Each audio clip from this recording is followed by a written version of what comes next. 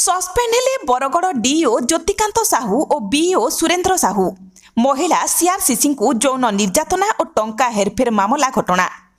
ଡିଓଙ୍କ ସହ ବିଓଙ୍କ ଉପରେ ଆକ୍ସନ ନେଲା ସ୍କୁଲ ଓ ଗଣଶିକ୍ଷା ବିଭାଗ। ଟଙ୍କା ହେରଫେର ଓ ମହିଳା ସିଆର୍ସିସିଙ୍କୁ ଯୌନ ନିର୍ଯାତନା ଘଟଣାରେ ଡିଓ ଜ୍ୟୋତିକାନ୍ତ ସାହୁ, ବିଓ ସୁରେନ୍ଦ୍ର ସାହୁ ଓ ସତଲମା ହାଇସ୍କୁଲର ପିଟି ସାର୍ ଏବେ ଜେଲରେ ଅଛନ୍ତି।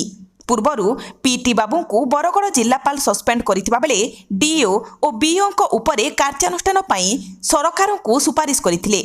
ତେବେ ଘଟଣାର ବିଚାର କରି ଡିଓଙ୍କ ସହ ବିଓଙ୍କୁ ସସ୍ପେଣ୍ଡ କରିଛି ସ୍କୁଲ ଓ ଗଣଶିକ୍ଷା ବିଭାଗ।